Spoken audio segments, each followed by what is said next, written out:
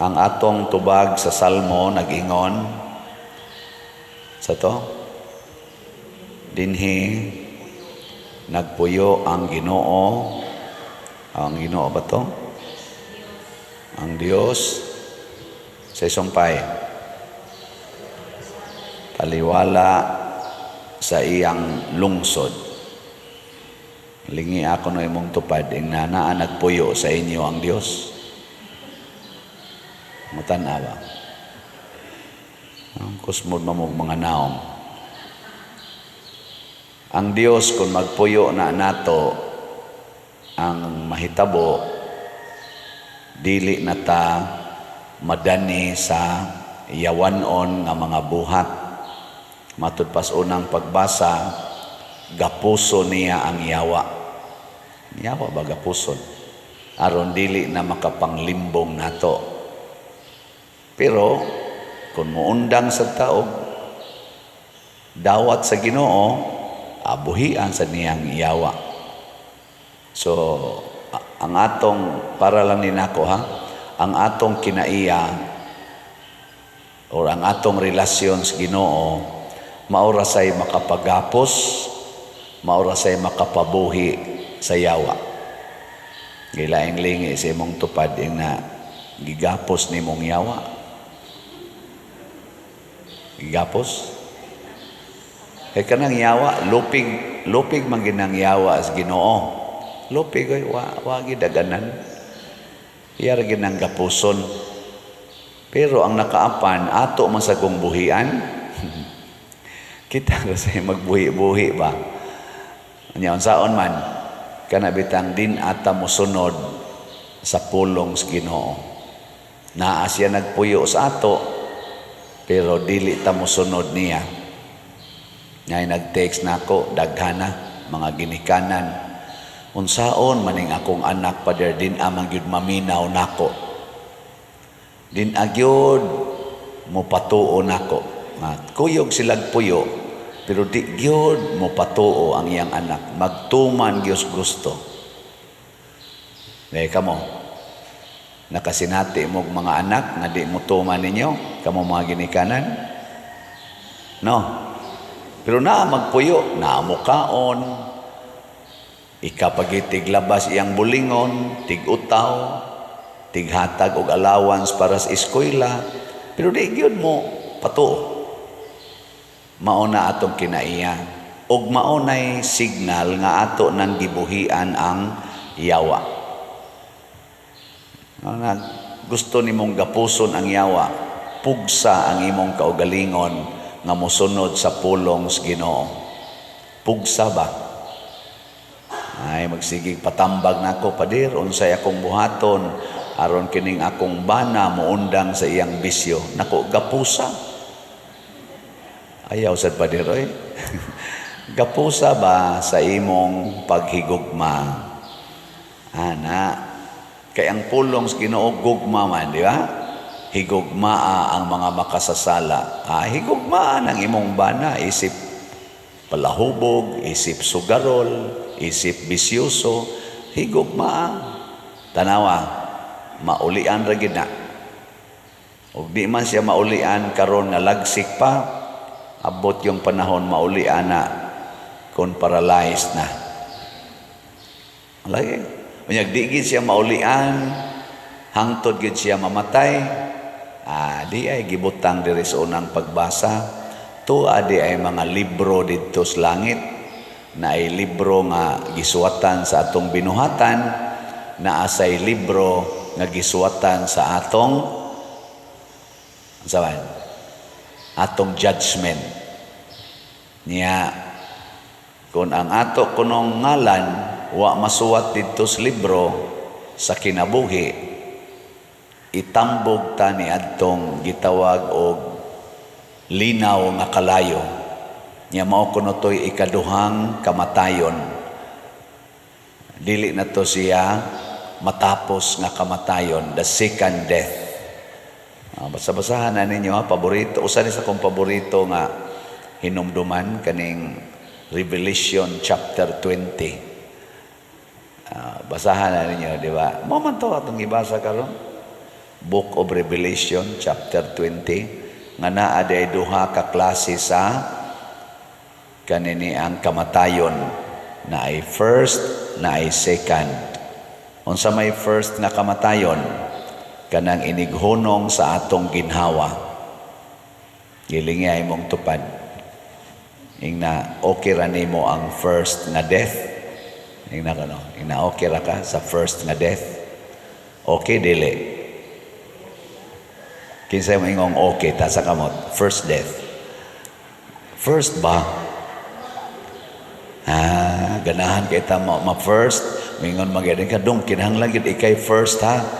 Di ba mao na itong gusto, contest kinahanglan gid first kita. Ganahan gyud nya linyas kaon kinahanglan first gyud ta. Ana mga premyo kinahanglan first gyud. Nya kamo ganahan mo sa first death. Kinsay ganahan sa second death? Second. Istorya. Abi ninyo, unsay hinungdan nga maimpierno ta, maadto ta sa second death, kay mahadlok ta sa first death. Mahadlok ganita sa first death, pasabot, padung na ka sa second death. Kada bang mahadlok kang masakit, mahadlok kang masakitan, mahadlok ka nga mamatay, kana padung nagyug ka ana sa second death. Pero kanang tao nga mudawat sa iyang sakit, mudawat sa iyang kasakit, mudawat sa iyang kamatayon dinhis kalibutan, kana padung na sa katong gitawag sa second life, an eternal life, nga matod pa diri nagilak-gilak nga syudad, ang bagong Jerusalem. Gilak sa tigibutang din nakita ko sab nga mikunsad gikan sa langit ang balaang syudad, ang bagong Jerusalem nga gikan sa Dios, nga sama sa kaslunong babae nga andam na sa pagsugat sa iyang pamanhunon. Mao na siya ang kanindot sa second life. Kani dinhi first life man ni siya. Ang second life tuwa dito sa inigkahuman na sa atong first life. Nya kinsa ray mabutang dito, masulod kana ra kunungan nga nasuwat ang iyang ngalan sa basahon sa kinabuhi. Sa akong paminaw, inikamatay nato, automatic na adayoy summary or judgment sa atong kinabuhi. Ikamatay gid ba kana inig first death, kanang mawa na atong ginhawa, na adayoy judgment. Nya gisuwat na dito, wala na deliberation kaysa na katanang tao sa kalibutan, hukman kadugay kang mahuman. Wala na deliberation, inig kamatay nato, automatic by virtue of God's almighty power, automatic doon na dayoy judgment. Nya unsa may judgment? Nasuwat ba or wa masuwat ang atongan sa basahon sa kinabuhi, kadtong ikaduhang basahon. Muna inig atubang nato dito, igo ra nang moana ang Ginoo, Pope Waisiano. Ambak dayon sa second death. Pag ana, uy, naamay dani. So nga to. Nya mo lingi dis dani. Ngano man to si Padersiano man to masud nga sige matog pamaligyag slat. Sige man tog himog mga balay. Tukod patog kumbinto. Ngayon tong maingon dito ang kuan dito. Mailhan man na diri sa katong mga libro, tuaman ang record sa iyang binuhatan. Giukab din dito. Pag ukab dito sus ang katapusan di ay nangasaba man ding dani. Nangasabang dani. Mao to nga namatay gikan nangasaba. O kana raman sa ilhan sa Ginoo, kay ang atong katapusang buhat sa dili pa ta mamatay mao may iyang tan-awon. Muna diri sa atong ebanghelyo ning ingon gyud diri nga timan-i kini. Timan-i ba mga timailhan? Sana hinumdumi ninyo ang kahoyng igira. Pasabot, hinumdumi nga kung mahitabo na ning mga butang ay ang gihisgutan, hapit na moabot nato ang katapusan. Ug unsa man ning mga hitabua, gubat, kagutom, kasamok, kaning mga sakit, mga kamatay, nana ba naron? Wa pa. O sa to paduol na. Nya kay duol naman, magmatngo na ta, hunongo na ang mga sala. Ngunang hangyo taon ta sa ato mga leaders kalibutan karon, sige lang yapong away, sige lang yapong kanang inilugay, hapit na oy, duol na kaayo. Nya sa ato sang personal nga kinabuhi, na nagani kay kasakit o mga sakit sa imong lawas o sa imong kinabuhi, pasabot, duol na sad ka. Di ba? Aba na natin, ka na maglisod na kagnaog sa hagdanan, nga di manggunit. Ang sama na? Ang sa'y pasabot, ana? Duol na. Ay napagsig pangandoy nga, Ginoo, ayuha in taon ko, pangandam na, kay duol na. Nana ang kasakit. Nangatod pa ni Kristo, mapawong ng adlaw. Nga ikaw, di na sa kakabasa o guway ang tsuhos. Sa to pa, naghinahinay, nagkapawong. Di nakakailas naong sa imong ikaatubang. Magsige na kayong kinsa gani ka. Nya usahay, di nakakadungog. Di nakaklarog kadungog. Sa to pa, duol na. Di ba? Nya magsige pa yung pangandoy, Ginoo, ayuha in taong akong mata. Ginoo, ayuha akong dunggan. Ayaw na. Mga timailhan na nga hapit na. Di ba? Eh sa una may makikagpangdungog. Kita kas imong buhok, mga timailhan man na. Ni uban na, imong naong, nangunot na. Inikatawa ni mo sa una, nindot kay kag-aping. Karon ikatawa ni mo, kuyos na kay kag-aping. Ba? Inighangad ni mo sa una, sinaw ra kag-agtang. Karon igana ni mo, kunot na pertindaghana. Mga signal man na, nga nalaos na. Nilaos na ba? Kanang matod pa dire, nangalaya na. Wa naman na lingsing. Pasabot, hapit na. Giling niya imong tupad. Ingna, wa pa ka malaos. Ingna pa mga laos niya. Sugod nagkalaos, hapit na. Unya maning kamot pa yun, hala yun, ampo, Diyos ginawa na tingali na maigoy. Unsa may atong buhaton, mag-andam, manglimpyo sa atong kasing-kasing o gunahuna kay aron masuwat ang atong ngalan dito sa libros kinabuhi. Gilas na lang lingi sa imong tupad. Na gusto ko masuwat ka sa libro. Na gusto ko masuwat ka sa libro. Di ka mapapas. Muna magtinabangay.